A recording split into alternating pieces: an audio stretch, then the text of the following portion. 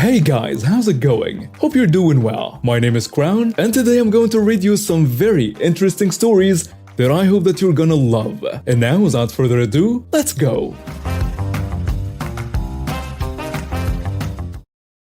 This happened a while back.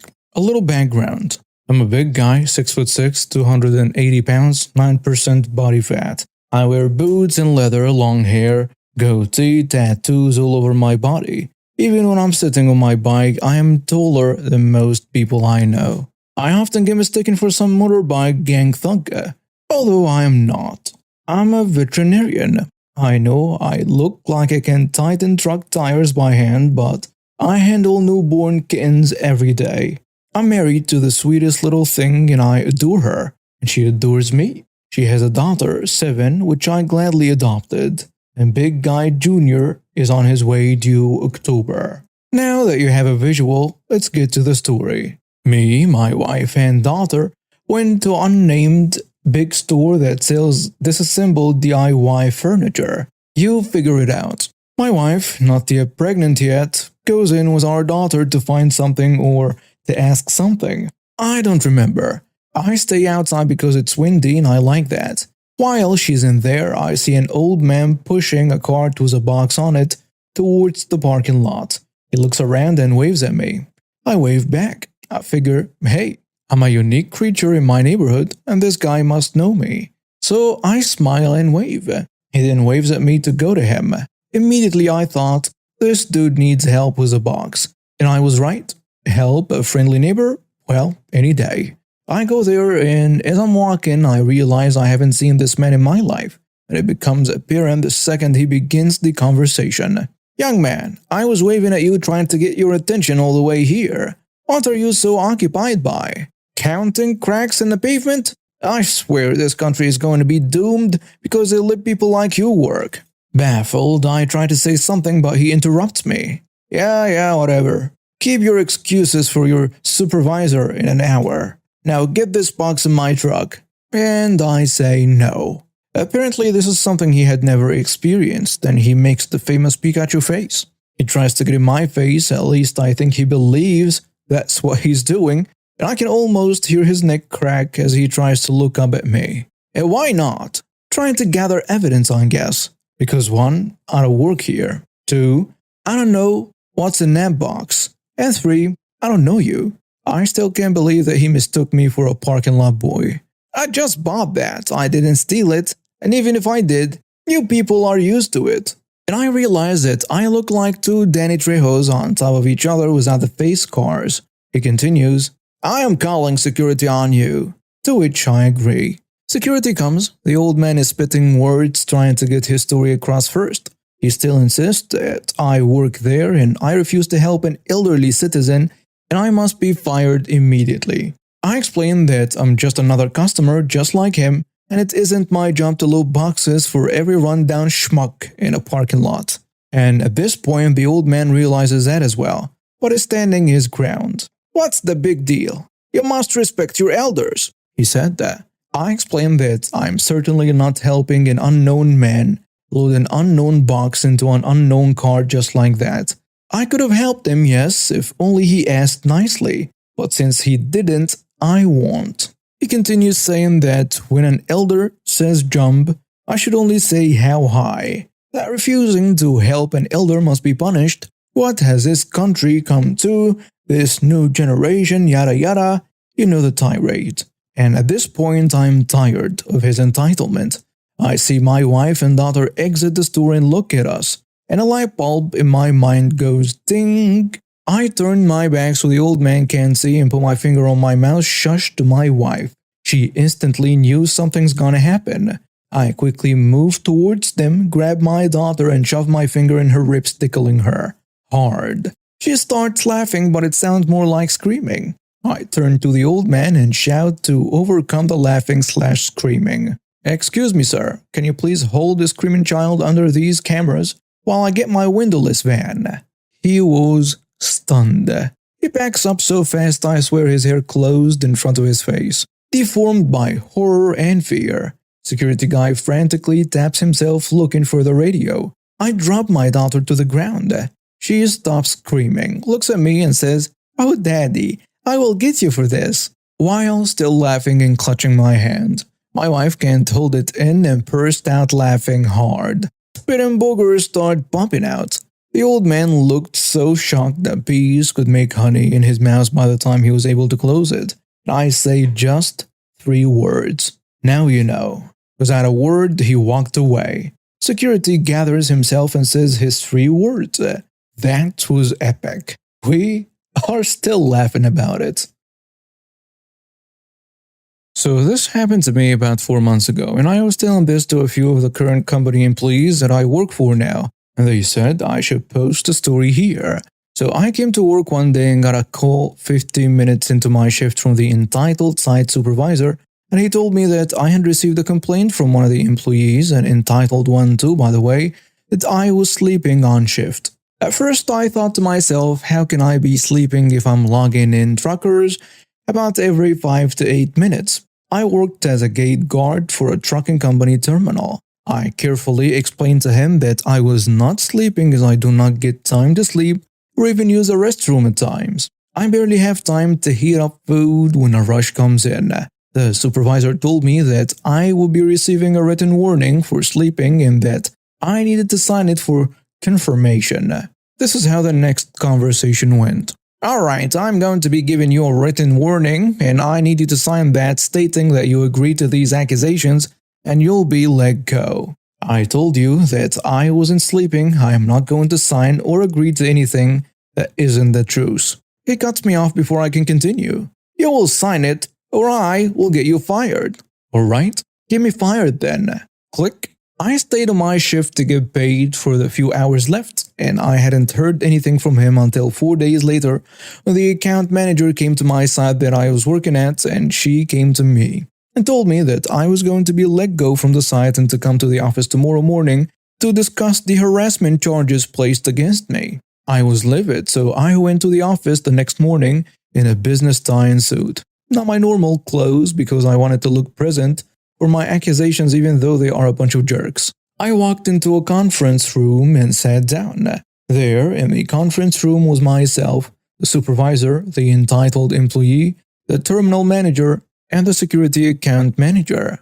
I was apparently accused of harassing the entitled employee and the supervisor. They both went to the terminal manager and account manager saying that I was harassing the supervisor for his nationality and race, and the employee was saying that I was harassing her because of her weight. I let them finish their little rant, and when it was my turn, oh, you wouldn't believe the stuff that I had on them. I had brought my personal laptop with me every night during my shift, and I always saved my recordings with each individual that I had to come face to face with. I saved up, I think was like 2 terabytes worth of recordings over 7 months of being at that post. This is how the conversation went. "Alright, Mr. X, please tell me your side of the story." The account manager asks me. I pulled out my laptop and asked for their emails. Once I got them, I emailed all of them the link to my cloud. I have sent you a cloud link to the last 7 months of recorded conversation data that I have been keeping and collecting over time. This was for my protection and the protection of others, as per the security regulations of the site rules and the terminal rules. "You can't record us without our say," the supervisor says. "Yeah, you violated the law by recording me." The employee of course backed him up. Actually, he has a full right to do so, as a security shack has video and audio being recorded for the safety of my drivers and my employees, the terminal manager told them.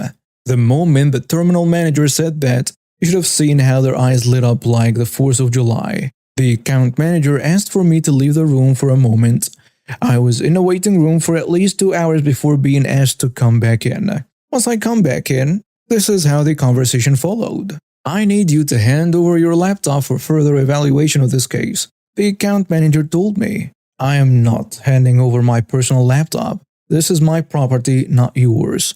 "Well, if you refuse to hand over evidence in this case, I am sorry to say this, but you are hereby terminated from X security company for violation of security protocols. Please return any items to the front desk within 5 business days and you'll receive your last check via direct deposit." I walked up and left. After about 2 weeks of relaxing, I went on a vacation with a friend. I came back to a few emails from the terminal manager at the truck company.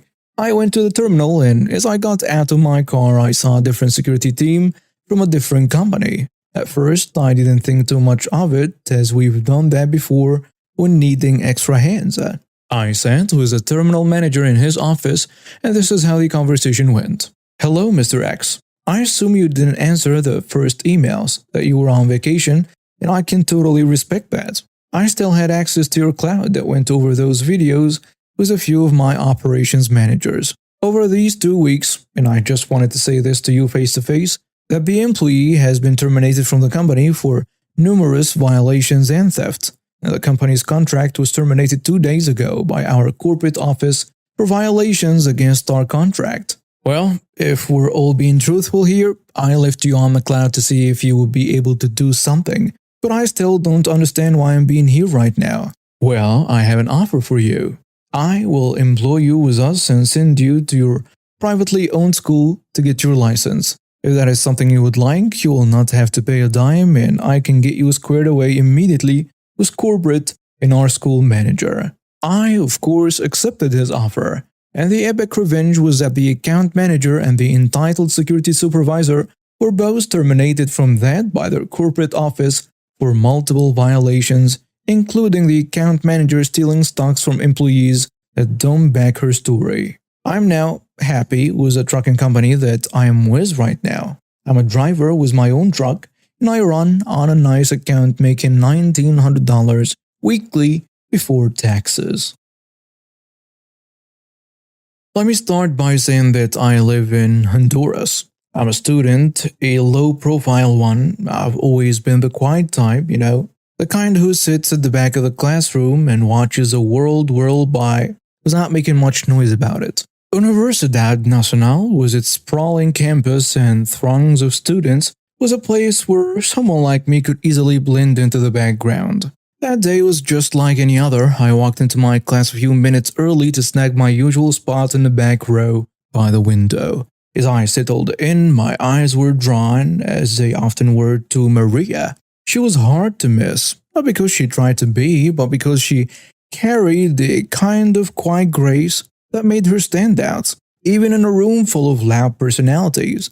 Her long dark hair was always neatly tied back, and she had this way of looking at her books as if they were treasures waiting to be discovered.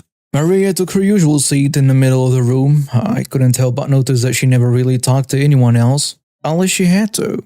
It wasn't that she was rude or anything, she was just reserved. The room filled up quickly, and soon the usual buzz of pre-class chatter filled the air. I pulled out my notebook ready to lose myself in another lecture, but the voices around me pulled my attention away. "Have you heard about Maria?" whispered Anna. Anna was the type of girl who commanded attention, whether you wanted to give it to her or not. "No, what about her?" Lucia chimed in. She was Anna's closest friend and just as keen on the latest gossip. "They say she's been sneaking around with Jose after hours," Anna said. I frowned, looking over at Maria, who seemed oblivious to the whispers targeting her. It didn't sit right with me, hearing them talk about her like that. Maria had always been nothing but polite and focused on her studies. The rumors felt strong, crafted from envy rather than fact. But why would she do that? She doesn't seem like that type. Oh please, you really think she's as innocent as she looks? I've seen the way guys look at her. She's not as shy as she pretends to be. The bell rang then, cutting through the growing tension and signaling the start of the class. The professor walked in and everyone shuffled to their seats. Jose was one of the most annoying guys I've ever come across. He's in our class and he tends to sit next to Maria whenever he gets the chance. Anyways, his POS began to play into the narrative that Anna and her clique had crafted. It happened one afternoon in a university cafe. The place was buzzing with students when I overheard Jose boasting to a group of onlookers about his latest conquests. "Yeah, Maria, you know her, right? The quiet one in our class." Jose said with a smirk. "She's not as shy as you think. We've had our fun," he added, air quoting the word. The group around him laughed. His confirmation seemed to solidify the rumors, transforming them from mere whispers into facts. Anyways, the days that followed were heavy. Each day as I walked into the class, I could feel a shift in how people looked at Maria. Where there had been casual indifference, there were now looks tinged with suspicion. The rumors Anna had casually thrown into the air had taken root, growing wilder and more elaborate as they passed from person to another. One particular morning, as I approached the university's main building, I spotted Maria sitting alone on a bench in the courtyard. I hesitated, then walked over. "Mind if I sit?" I asked, gesturing to the empty space beside her. She looked up a bit startled, as if she hadn't expected anyone to notice her there. "Oh, sure, go ahead," she replied. I sat down. "It's a nice spot here, isn't it?" "Yes, it's quiet. Good for studying or just thinking." We fell into an easy silence, the kind that wasn't awkward but rather comfortable. "I've heard some of the talk going around." I started cautiously. "I just wanted to say, well, I hope you don't let it get to you." Maria's expression shifted slightly. "Thank you. It's hard, you know. I don't even understand why this is happening. It's just people being people, I guess. Sometimes they don't need a reason to be cruel. Yeah, it just feels so strange. One day everything is normal, and the next, you're suddenly the person everyone is talking about for all the wrong reasons." "Do you want to talk about it?" "There is nothing to talk about. Really. I haven't done anything they say I did. It's all just made up." "I believe you. And for what it's worth, I think this will blow over soon." "I hope you're right." We spent the next hour just sitting there, sometimes talking, sometimes just sharing the silence. When it was time to hit the class, we stood up together. "Thanks for the company," Maria said with a smile. "Anytime," I replied. "Really, anytime." Weeks went on, then it was a cloudy Tuesday, the kind of day that promised rain but held off. As I walked towards the classroom, I couldn't shake off a feeling of unease. When I entered the classroom, I immediately sensed the shift in the atmosphere. The usual pre-class chatter was absent. Instead, a heavy silence hung over the room, punctuated only by the occasional whisper. Maria was already there, sitting in her usual spot, her body language closed off and her eyes fixed on a desk in front of her. The seat next to her was empty. It was usually occupied by Jose, the guy who, according to the rumors, was involved with Maria in ways that were far from the truth. Before I could sit down, Anna, flanked by Lucia and a couple of other girls, made her way to where Maria was sitting. "Hey Maria, Jose isn't here today." "Missing your boyfriend?" Anna said that. Maria looked up. "He's not my boyfriend." "Oh come on, everyone knows you two have been sneaking around. Why keep denying it?" "I haven't done anything wrong. Why are you doing this? What have I ever done to you?" Anna laughed. "Nothing, Maria, nothing. It's just so easy to get under your skin." The confrontation was interrupted by the arrival of our professor, who immediately sensed the tension. "Is there a problem here?" he asked, eyeing Anna and her group. "No, Professor," Anna replied. "Just cleaning up some misunderstandings." The group moved away, but the damage was done. Then it was on a cool, breezy Thursday morning when everything came to a head. I arrived early at the classroom, taking my usual seat. Just as the clock struck the hour and the professor had yet to arrive, the door slammed open with a force that made everyone jump. A young man, probably no older than 16, strode in. He was dressed in a simple t-shirt and jeans, but it was the intense look in his eyes that captured everyone's attention. Behind him, almost hidden in his shadow, was Maria, looking smaller and more vulnerable than I had ever seen her. The young man wasted no time. "I need to speak with the person who's been harassing my sister," he announced. The room went dead silent. No one moved. Until one of Jose's friends, a bulky guy known for his loud mouth, snickered and muttered loud enough for everyone to hear. "Looks like the baby brother is here to change diapers." The young man's eyes flickered with a dangerous spark, but his voice remained calm. "This is not a joke. I will ask again. Where is he?" Still, no one spoke. Maria's brother took a deep breath, and without another word, he stepped out of the room. The moment the door shut behind him, whispers erupted like a dam breaking. "He can't do anything," someone muttered. "He's just a kid," another added. But the defiance quickly turned into panic when he returned less than a minute later. This time he held something in his hand. It was hard to see at first, but as he raised it, the room collectively gasped. It was a rifle, ridiculously large, and in that brief moment, fear had gripped everyone. Without saying a word, he began to shoot it across the floor, walking down the aisle between the desks. People recoiled, some screamed. As he reached the front, he turned to the guy who had mocked him earlier. "I'll ask again. Now tell me where he is." The bravado had drained from the bully's face, replaced by a sudden understanding of the seriousness of the situation. He's not here today. He's in our class, but he didn't come today." Maria's brother approached him calmly and said, "Stand up."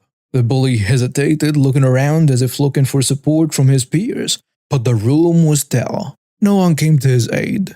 Slowly, he stood, moved to the front, faced the wall, and raised your hands up. The bully obeyed, walking to the front with heavy steps.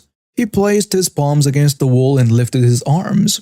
Maria's brother then told him, "You will stay like this until we leave the campus. And if I ever hear or find out that you've continued spreading lies or harassing my sister, I'll be back. And it won't be just a toddler's punishment next time." With that, Maria's brother signaled to Maria, and they walked out of the classroom together. In the days that followed, word spread that Jose, the guy who had allegedly solidified the rumors about Maria and fueled it, had been found just outside the campus boundaries. He was badly injured, having been stabbed multiple times, but it seems that he barely made it, but rumors say that he will be in a wheelchair for the rest of his life. Maria, meanwhile, remained absent from classes. It wasn't until 3 weeks later that she returned. Her re-entry was met with quiet stares. Nobody dared to speak to Maria, let alone meet her eyes. Maria was rumored to be the daughter of one of the high-ranking gang leaders in the country. This information had not been widely known before, but once it surfaced, it reshaped every interaction. The university administration, typically keen to discipline and maintain order, seemed to tread unusually lightly around her. No formal expulsion or reprimand was issued regarding her absences or the incidents that had transpired. I know this story might seem insane to most of you, especially in the West, but you won't believe how stories like this are not really that unfamiliar in countries like mine. So this happened ages ago, way before the pandemic. I used to work as a ramp coordinator at the local airport, and this is one of my favorite work stories. Some context. I worked for a large airline who shall remain nameless, but this was a transatlantic flight to Europe in the evening. I would work the check-in/departure with my colleagues usually, but some nights I was scheduled to the ramp, where I was in charge of safety and taking care of logistical issues. So while I was not the person who checked in this particular passenger, I was in the prime position to witness this man's downfall from start to finish. So this all started at check-in. I was next to the girl taking care of the mail carrying at the counters. He was a business class passenger en route from the get-go, which is actually pretty rare for our business class packs. 90% of them are very kind. This was made worse by the fact that his booked seat for the evening had a mechanical issue that would prevent it from reclining. Now, this is kind of a big deal, especially in business class. This was a fancy aircraft with fully flat beds for business class packs to lay down in. They are glorious, comfortable, and also so expensive. For the amount of money you are paying, you better get a seat that reclines. Unfortunately, sometimes crap breaks. Our mail carrying caught the unlucky hand that night, and the seat he originally reserved was locked in takeoff/landing position. Luckily for him, my colleague explained that we had other seats available in business. We could move him to an aisle seat no problem.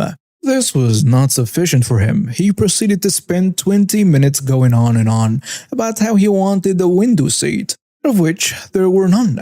To which my colleague responded by saying that he could still occupy his preferred seat. Just, locked in takeoff position. No, this would not do. The man needed a window seat and it better be a functional one. By golly, at this point, I had to leave to meet the aircraft and I can't tell you what else transpired at the counters. All I know is that my colleague truly went above and beyond for this man, checking in with our packs in his cabin if they would like to swap their window seat for the available aisle seat. No one took the offer, and before boarding, he could be seen/heard once again insisting to the gate crew, joined now by the manager, who once again gave him his three options. 1. Deal with the inconvenience and keep his locked window seat. He could claim compensation through the flight crew/customer service afterwards. 2. Take the functional aisle seat. He could also claim compensation after the fact for his preference being ignored. 3. Don't fly at all. By the time boarding was complete and I was running up to deliver my papers to the flight crew, this male Karen, this brilliant, stunning example of human intelligence, made his own choice. Option 4. Loudly proclaim I know the captain and then try unsuccessfully to gain access to the flight deck during boarding. When stopped by the in-flight lead, who is understandably not having it, he proceeds to verbally assault her. Lesson 1. When flying on an aircraft, you don't get the in-flight lead mad. So I came up from the ramp to witness the beauty of the scene this man had dug himself. At the door of the aircraft is the in-flight lead, furiously talking to one of my colleagues at the door. I don't want him on my plane. That's a violation of the flight deck. What if he tries to do that in the air? Inside the aircraft is male Karen sitting in his aisle seat, with his arms crossed like a petulant child. While my shift manager was calmly explaining that you don't try to gain access to the flight deck, get the cabin crew mad and still expect to fly.